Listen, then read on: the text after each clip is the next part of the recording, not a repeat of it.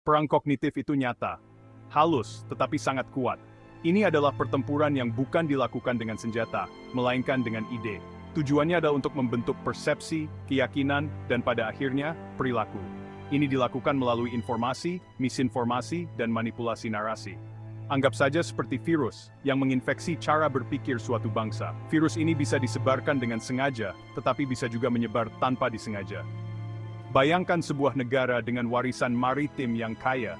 Sekarang, bayangkan negara itu melupakan jati dirinya sebagai bangsa bahari. Inilah perang kognitif yang sedang bekerja, perlahan-lahan mengikis identitas dan potensi suatu bangsa. Indonesia adalah negara maritim. Ribuan pulau tersebar seperti zamrud di lautan. Sejarahnya terkait erat dengan laut. Selama berabad-abad, pelaut Indonesia mengarungi ombak, berdagang rempah-rempah, dan menghubungkan budaya. Laut adalah sumber kehidupan mereka, jalan raya mereka, identitas mereka. Warisan maritim ini terukir dalam DNA masyarakat Indonesia. Ini adalah kisah tentang ketangguhan, petualangan, dan hubungan dengan alam.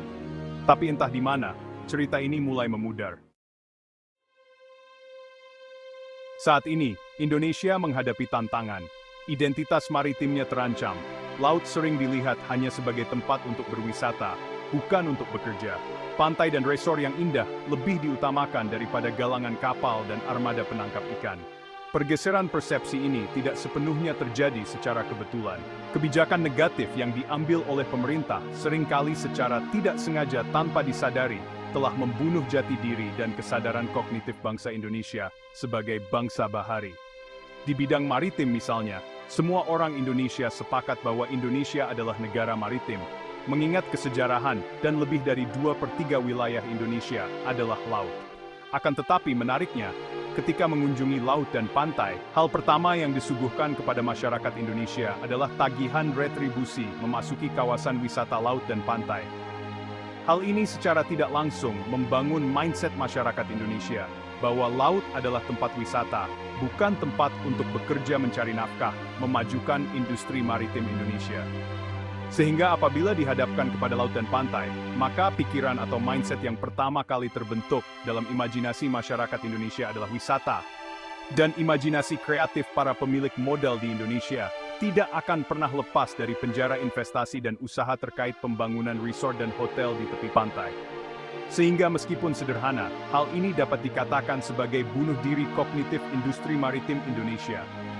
Dengan mengabaikan potensi maritimnya, Indonesia merugikan masa depan ekonomi dan strategisnya sendiri.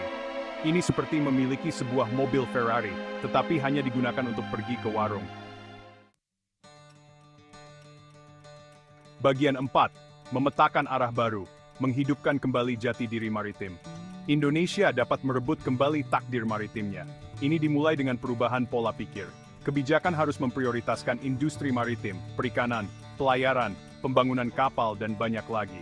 Investasi di sektor-sektor ini sangat penting. Pendidikan adalah kuncinya. Bayangkan anak-anak Indonesia bermimpi menjadi kapten kapal, ahli biologi kelautan, dan ahli maritim dunia. Bayangkan Indonesia sekali lagi menjadi kekuatan maritim utama. Benderanya berkibar tinggi di kapal-kapal yang berlayar di setiap samudra. Inilah potensi yang harus dilepaskan. Bagian 5. Gelombang kebangkitan, masa depan lautan Indonesia. Masa depan Indonesia terkait erat dengan laut. Dengan merangkul warisan maritimnya dan berinvestasi di masa depan maritimnya, Indonesia dapat melepaskan gelombang kemakmuran, lapangan kerja akan tercipta, ekonomi akan tumbuh, kebanggaan nasional akan melonjak.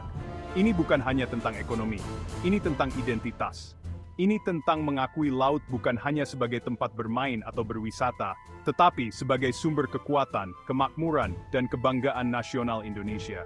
Jer Basuki Mawabea, diperlukan pengorbanan untuk mencapai setiap kebaikan yang diharapkan, sehingga melepaskan belenggu retribusi laut dan pantai pada setiap warga negara Indonesia yang hendak berguru kepada laut tentang kesejatian dirinya sebagai bangsa pelaut, bukanlah harga yang mahal bagi bangsa Indonesia untuk mengembalikan kembali kesejatian dirinya sebagai bangsa bahari. Saatnya bertindak sekarang. Masa depan sedang menunggu untuk diklaim.